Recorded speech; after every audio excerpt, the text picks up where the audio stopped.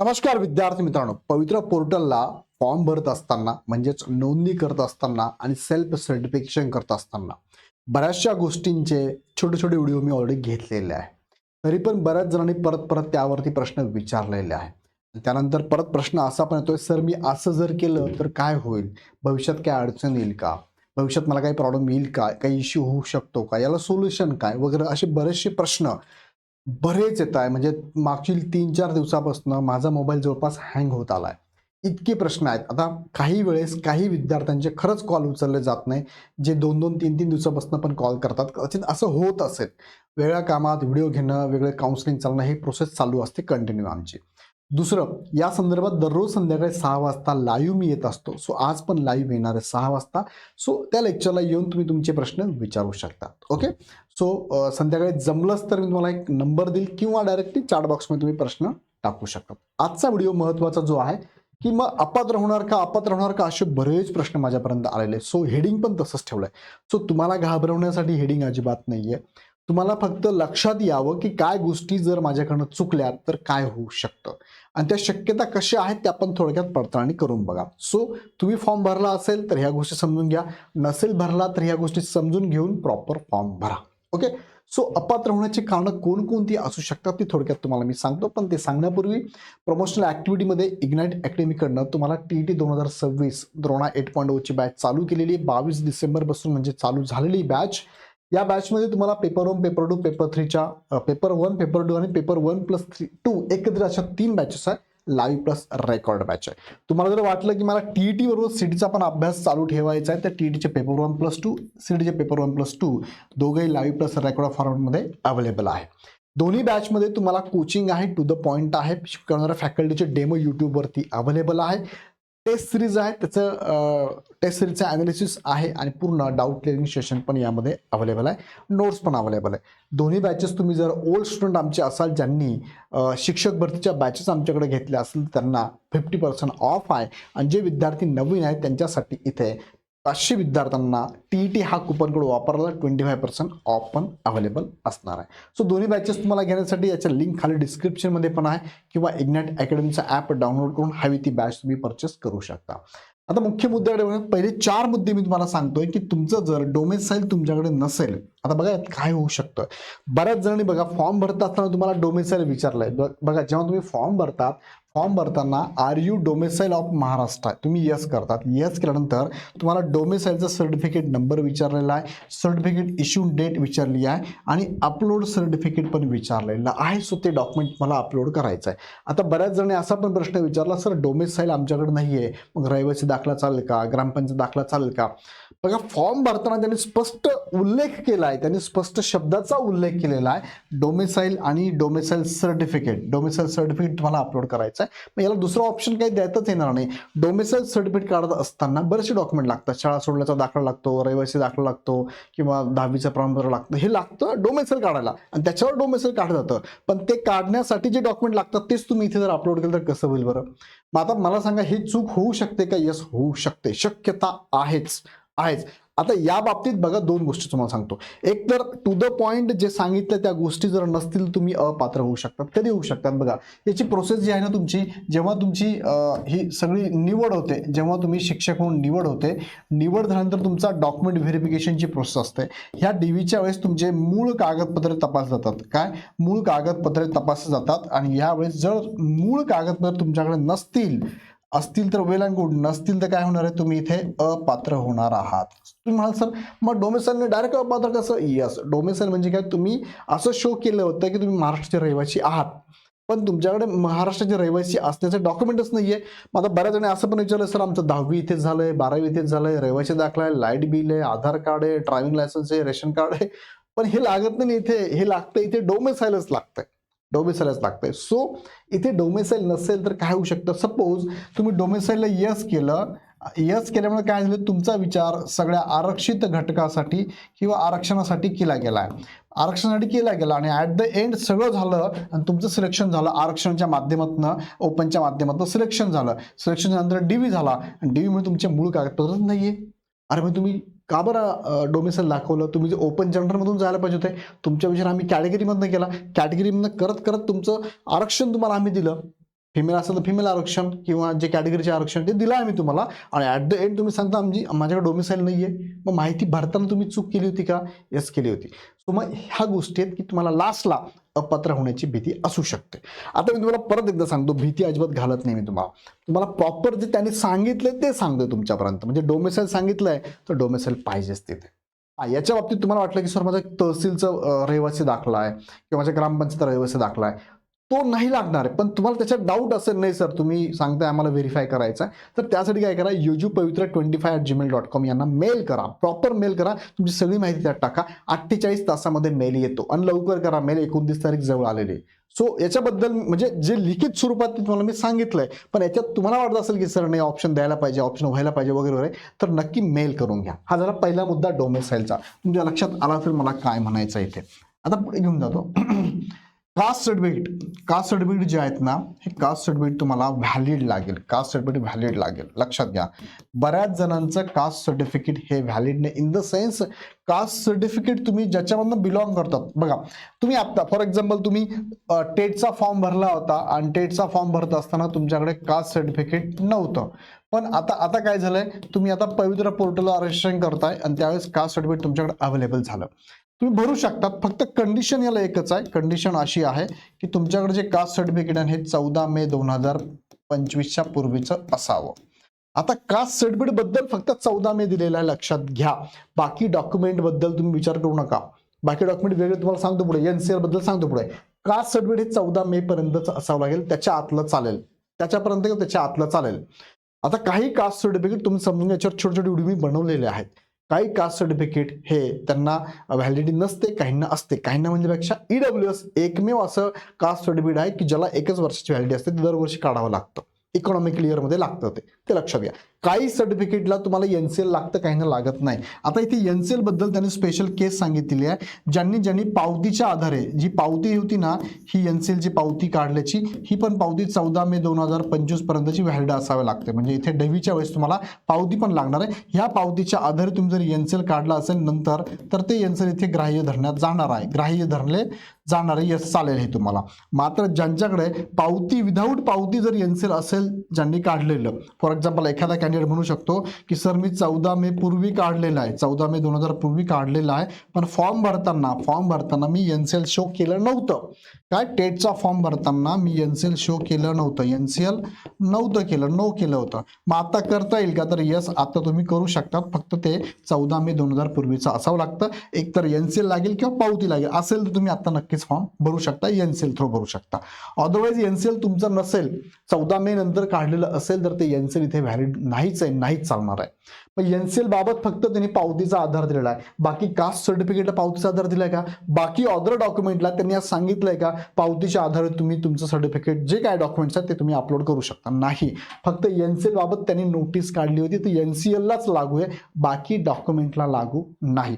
So इथे पण form भरताना सपोज तुम्ही एनसीएल मधनं माहिती भरली, अपात्र कसं होऊ शकतं तुम्हाला मी सांगतो. बघा, एनसीएल मधनं माहिती भरली आणि एनसीएलला तुम्ही यस केलं. आता तुम्ही यस केलंय, फॉर्म भरता येतो, यस भरता येतो. एनसीएलला तुम्ही यस केलेलं आहे, यस. आता याबाबत एक फक्त मी स्टार करून ठेवतो, हॅश करून ठेवतो, महत्वाचा मुद्दा, इम्पॉर्टंट. आता फॉर्म भरताना ना एनसीएलची नेक्स्ट डेट म्हणजे 14 मे नंतरची डेट टाकता येते, फॉर्म भरता येतो. पण याबद्दल अजूनही क्लिअरन्स हा आलेला नाहीये. क्लिअरन्स हा यायला पाहिजे, खरं म्हणजे कुणाकडनं, पवित्र पोर्टलच्या बुलेटिनवरती यायला पाहिजे, पण अजूनही तो आलेला नाही आहे. सो मुद्दा हा आहे की 14 मे 2025 पर्यंत चालेल की 2025 आणि 26 चालेल, हे क्लिअर नाहीच आहे. सगळे डॉक्युमेंट त्यांनी सांगितले डेटच्या अगेन्स्टच पाहिजे, पण एकमेव डॉक्युमेंट जे 25-26 चालेल का, याबद्दल GR बद्दल पण बराचसा म्हणजे शंका आहे. GR त्यांनी शो केला, GR आहे ऑर्डरच्या बाबतचा, सो त्यानुसार ते घेतील का? सो याबाबत त्यांनी एक तर बुलेटिन द्यायला पाहिजे, न्यूज बुलेटिन द्यायला पाहिजे होता, किंवा सगळ्या विद्यार्थ्यांनी मेल केला पाहिजे होता आणि मेलला त्यांचा रिप्लाय घ्यायला पाहिजे होता. शकता. सो याबद्दल अजूनही तुमचे डाऊट असेल एनसीएलचे, तर ज्यांच्या बाबतीत घडतंय की सर एनसीएल आम्ही नंतरच्या डेटला काढले, तो वेट करा, अजून वेट करा.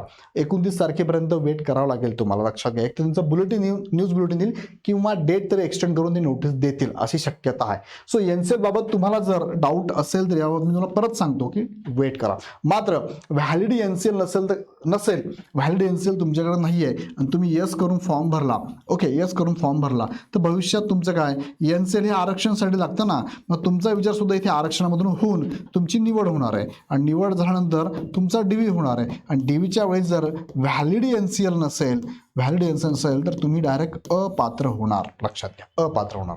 ओके.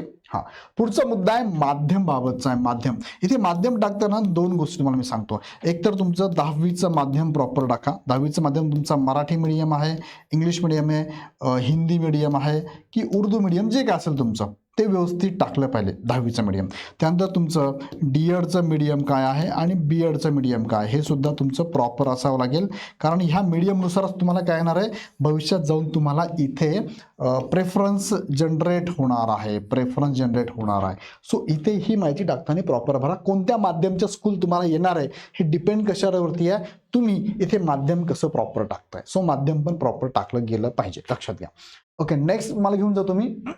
बघा, हे तुम्हाला एक्झाम्पल दाखवलं. पुढचे 4 घटक कोणते, पदवीचे मुख्य विषय. पदवीचे मुख्य विषय टाकताना बघा, बऱ्याच जणांचा प्रश्न आहे बरं का हा, सर आमच्याकडे पदवीचं सर्टिफिकेट आहे पण त्याच्यावरती जवळपास 5+, 6+ असे सब्जेक्ट्स आहे जे की आमचे सगळेच आहेत ऑप्शनल. बघा, आता इथे त्यांनी पदवीचे मुख्य विषय टाकताना 3 विषयाचे ऑप्शन दिलेले आहे.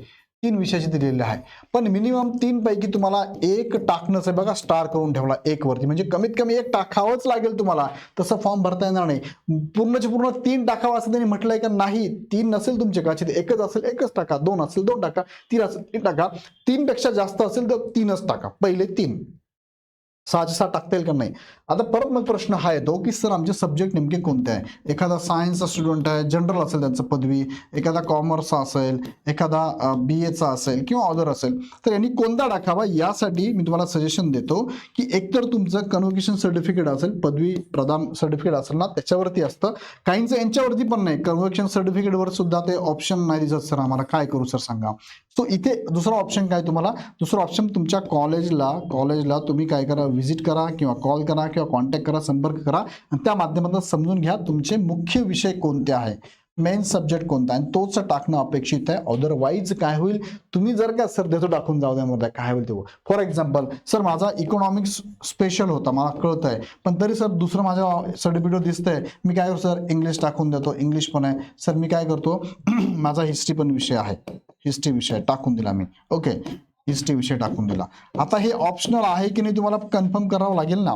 आता लक्षात घ्या की सपोज तुम्ही टाकून दिलं, सर माझ्या सर्टिफिकेटवर दिसतंय मी दिले टाकून.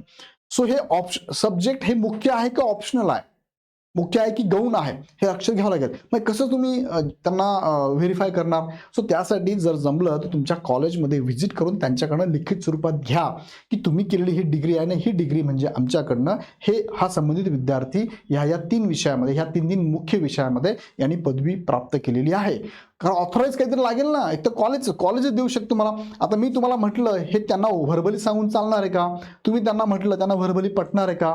सो त्यांना काय लागतंय, डॉक्युमेंट. डीव्हीला काय लागतंय, डॉक्युमेंट व्हेरिफिकेशनला काय लागतं तुम्हाला, डॉक्युमेंट लागतंय. मग इथे तुमच्या सर्टिफिकेटवर मुख्य विषय दिसतो एकच आहे, पण तुम्ही बाकीचे पण टाकून ठेवलं तर काय होईल. मुख्य विषय तर दिसतच नाही सर, कळत नाही मुख्य विषय कोणता आहे. हे कोण सांगेल मग तुम्हाला. एक तर कॉलेज सांगू शकेल तुम्हाला, कॉलेजला कॉन्टॅक्ट करा, मुख्याध्यापक कॉन्टॅक्ट करा, शिक्षकांना कॉन्टॅक्ट करा, ते तुम्हाला चांगलं सांगू शकतील. सो ते फार महत्त्वाचं आहे. आणि नाहीच कळलं तुम्हाला तर याबाबत तुम्ही पवित्र पोर्टलला मेल करून घ्या. मला का मी तुम्हाला सांगतो, हे ऑथराईज करणं गरजेचं आहे. हे व्हर्बली कोणतरी सांगितलं, काहीतरी सांगितलं चालणार नाही. सो ऑथराईज करणं गरजेचं आहे. तुम्हाला ते शो करता आलं पाहिजे. तुम्हाला ते म्हणा बाप दाखवून श्राद्ध घाला अशी गोष्ट येते. काय करणार मग आता इथे असंच आहे, डॉक्युमेंट दाखव बाबा, तू म्हणतो ते आम्हाला मान्य, डॉक्युमेंट दाखव. सो यासाठी मी तुम्हाला सांगतोय पदवीचे मुख्य विषय प्रॉपर टाका. आता सपोज, आता हे सगळं तुम्हाला मी सांगितलं, आता सपोज एखाद्या विद्यार्थ्याने टाकले फॉर एक्झाम्पल, पहिला मी म्हटलं इकॉनॉमिक्स टाकला, दुसरा इंग्लिश टाकला, तिसरा हिस्ट्री टाकला. आता सिलेक्शन करताना कदाचित इकॉनॉमिक्स याचा टेटचे मार्कनुसार, याला जे टेटचे मार्क विद्यार्थी किंवा विद्यार्थी नसतं, टेटच्या मार्कनुसार इकॉनॉमिक्सच्या जागा संपून गेल्या बाबा, मग याचा विचार करू इंग्लिशमध्ये होईल. सपोज इंग्लिशच्या संपून गेला, याचा विचार करू तो हिस्ट्रीमध्ये होतोय, मग याचा विचार हिस्ट्रीमध्ये झाला आणि हिस्ट्रीमधून याला काय झालंय, याचं सिलेक्शन झालं आणि हिस्ट्रीमधून सिलेक्शन झाल्यानंतर याचं डीबी आहे. आणि मग डीबीच्या वेळेस तुमचं जे पदवीचा मुख्य विषय आहे ते सर्टिफिकेट त्यांनी पाहिलं आणि मग त्यांना इथे डाऊट आला किंवा त्यांना समजलं की अरे यांचं तर हिस्ट्री मुख्य नाहीच आहे, आणि फॉर्म भरताना चुकी केली, मग मुख्य विषय हिस्ट्री नसताना टाकून ठेवला, गडबड झाली, अपात्र. म्हणून लक्षात घ्या की फॉर्म भरताना तुम्हाला क्लिअर कट जाणवतंय, माहित नसेल, डाऊट असेल तर विचारून घ्या, कोणाला विचारा. आता या संदर्भात मला मी सांगितलं ऑप्शन काय, कॉलेज, त्यांना एकदा विचारून घेतलेलं योग्य राहील. ओके, हा एक मुद्दा क्लिअर झाला तुमचा. आता मी पुढे बघा, हे क्लिअर करून देतो मी तुम्हाला, पण याचा तुम्ही म्हणाल सर एवढं सगळं झंझट आहे, एवढं सगळं कॉलेज, ते कॉलेजला व्हिजिट करा, बोला, कॉन्टॅक्ट करा, सांगत नाही सर ते लोक. मला सांगा मग याला ऑप्शन काय, व्हर्बली चालेल का बरं, नाही चालणार. मग याला ऑप्शन काय, अगदीच शेवटीला तुम्ही पवित्रा पोर्टलला मेल करा, या संदर्भात आम्हाला योग्य ते गायडन्स करा, योग्य ते गायडन्स द्या, असं मेल करा. जास्तीत जास्त मेल जर केलं ना, अजून बघा डेट एक्सटेंड होऊ शकते बोलतो बरं का मी, तुम्ही वेट करू नका ते 29 पर्यंत, होऊ शकते, करतील ते. का करतील, कारण हे पवित्र पोर्टल रजिस्ट्रेशन एक्सटेंड मागच्या वेळेस पण झालं होतं, ह्यावेळेस पण होण्याची शक्यता आहे. आणि अजून तर असंही लगेच ऍड तर येणार नाहीये, मग ऍड येण्यासाठी वेळ आहे ना, मग इथे रजिस्ट्रेशन वाढून देतील ते. बघा, खूप कन्फ्युजन होत असेल तर नक्कीच डेट ते वाढून देतील आणि याचं बुलेटिन पण काढतील. 12वीचे मार्क्स लक्षात घ्या, इथे 12वीचे मार्क्स ओपन कॅटेगरीसाठी तुम्हाला 45% मार्क लागतात आणि कॅटेगरीसाठी तुम्हाला 40% मार्क लागतात आणि त्याच विद्यार्थ्यांना इथे 1 ते 5 वर्ग जे आहे ना ते मिळत असतात. बघा, 1 ते 5 साठी 12वी लागतात ना तुम्हाला. सो 12वीचे मार्क्स सुद्धा असे असावं लागतील. तुमचे चुकून मार्क्स कमी असेल, तुम्ही फॉर्म भरत गेले आणि नंतर सगळं झालं सिलेक्शन, आणि जेव्हा डॉक्युमेंट व्हेरिफिकेशन असतं तेव्हा बघितलं अरे तुम्हाला तर 44% आहे, तुम्हाला तर 39% आहे, कसं काय नाही होणार सिलेक्शन. तो हे पण लक्षात घ्या. त्यानंतर शैक्षणिक कागदपत्राची लास्ट डेट काय आहे, याची लास्ट डेट आहे तुम्हाला, शैक्षणिक सगळे कागदपत्र आहेत 14/5/2025 लागतील. इव्हन दो शैक्षणिक बरोबर तुमचे जेही डॉक्युमेंट आहे आरक्षणासंदर्भातले हे सगळे म्हणजे कास्ट सर्टिफिकेट, व्हॅलिडिटी लागत नाही, नंतर चालते, ते सुद्धा 14/5 पर्यंत लागतात. व्यावसायिक अर्हतेमध्ये दोनच, तुमचं जर तुम्ही फॉर्म भरताना डीएड आणि बीएड ॲपियर होता दाखवला असेल किंवा नसेल तरी हे डॉक्युमेंट तुम्हाला कधीपर्यंत लागतील, तर हे लागतात 25/9/2025 पर्यंतचे चालतील. आय थिंक 25 डेट असावी, 25 की 29 मला आत्ता कन्फ्यूज झालं, पण 25 असावी, 25/9/2025 पर्यंतची असावी लागतील. सो हे डॉक्युमेंट हे सगळे लास्ट डेट पर्यंत आहे. आता याच्यात काय शंका माहिती आहे का मला, माझ्या माहिती एनसीएलचाच मोठा इश्यू आहे, लास्ट डेट नेमकी कोणती किंवा 25/26 चाल का, हा एक इश्यू आहे. त्याच्यावरती अजूनही प्रॉपर असं बुलेटिननी काही म्हणजे पवित्र पोर्टलने काही दिलेलं नाहीये. सो अजूनपर्यंत जरी 25 तुमची 14/5च आहे, त्याच्याबद्दल जर अपडेट दिली, फक्त फॉर्म भरताना डेट पुढची घेतो बाबा एनसीएल वरती, बाकीचे डॉक्युमेंट घेत नाही, एनसीएल मध्ये घेतो, मग त्या आधारे आम्ही ते कंटिन्यू करावं का, ही शंका आहे आम्हाला. सो याच्याबद्दल पवित्र पोर्टललाच बुलेटिनला काहीतरी मेसेज यायला पाहिजे खरं म्हणजे. वेट अँड वॉच करूया. सो हे सगळे 8 डॉक्युमेंट तुम्हाला मी प्रमुख सांगितलंय, हे 8ही डॉक्युमेंट तुम्ही लक्षात घ्या, यामध्ये काही बदल होऊ देऊ नका. काही जर चुकलं बघा, त्यांनी 9 नंबरचा हा पॉईंट पण त्यांनी सांगितलाय या ॲडच्या अगेन्स्ट. शैक्षणिक अर्हते अंतर्गत पदवी परीक्षेचे फक्त मुख्य प्रधान विषय आपण नमूद करावायचे आहेत. पदवी परीक्षेच्या गौण विषयांचा समावेश स्वप्रमाणपत्रामध्ये करता येणार नाही. गौण सबसिडरी विषयांचा समावेश उमेदवारांनी स्वप्रमाणपत्रामध्ये केल्यास संबंधित उमेदवार कोणत्याही स्तरावर अपात्र ठरेल याची उमेदवारांनी नोंद घ्यावी. आता हे त्यांनी लिखित स्वरूपात दिलेलं आहे, याचा अर्थ नीट लक्षात घ्या. सगळ्या गोष्टी मी प्रॉपर ज्या सांगितल्या ना, याच्यावरती छोटे छोटे व्हिडिओ ऑलरेडी घेतलेले आहे मी. तर याच्यात अजून काही डाऊट असेल मला कमेंटमध्ये कळवा, याच्यावर सेपरेट व्हिडिओ मी घेतो. या सगळ्या गोष्टी नीट लक्षात घ्या. काही डाऊट असेल तर लगेच इमिजिएटली, काय वेळ लागतोय, तुम्ही मराठीत टाईप करा ना, इमिजिएटली काय करा, yajupavitra25@gmail.com यांना मेल करा. 48 तास लागतील तुम्हाला, किती, 48 हावर्स लागतील. ह्या 48 हावर्समध्ये ते योग्य उत्तर तुम्हाला देतील.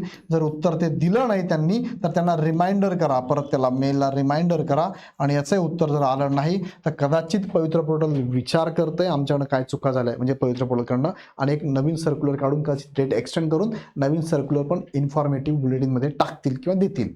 लक्षात घ्या. सो ह्या सगळ्या गोष्टी तुमच्या समोर मांडल्यात. मला कमेंटमध्ये कळवा की मी सांगतोय ते पटतंय का तुम्हाला. याच्यात काही डाऊट असेल, काही पडत नसेल तेही मला कळवा की सर असं नाही, असं असेल, असं असेल, तेही मला कळवा. आणि परत एकदा सांगतो, इग्नाइट अकॅडमीकडनं तुम्हाला योग्य ती मार्गदर्शन आम्ही करत असतो, प्रॉपर करत असतो. त्याची एक TET 2026च्या बॅचेस आपल्या चालू झालेल्या आहे, प्लस CET 2026च्या पण बॅचेस आहे. दोन्ही एकत्र घेऊ शकता किंवा सेपरेट तुम्ही बॅचेस पण सेपरेट घेऊ शकतात. ह्या बॅचेस घेण्यासाठी खाली डिस्क्रिप्शनमध्ये ॲपची लिंक दिली आहे, डाउनलोड करा, हवी ती बॅच परचेस करा. काही शंका असेल तर आमच्या नंबरला तुम्ही कॉल करू शकता. व्हिडिओ आवडला तर लाईक करा. अजून काही डाऊट असेल कमेंट बॉक्समध्ये टाका. पुढचा व्हिडिओ ज्या टॉपिकवर जास्त प्रश्न कमेंटमध्ये येतील त्यावरती पुढचा व्हिडिओ मी नक्की घेईन. तुर्तास थांबतो. धन्यवाद.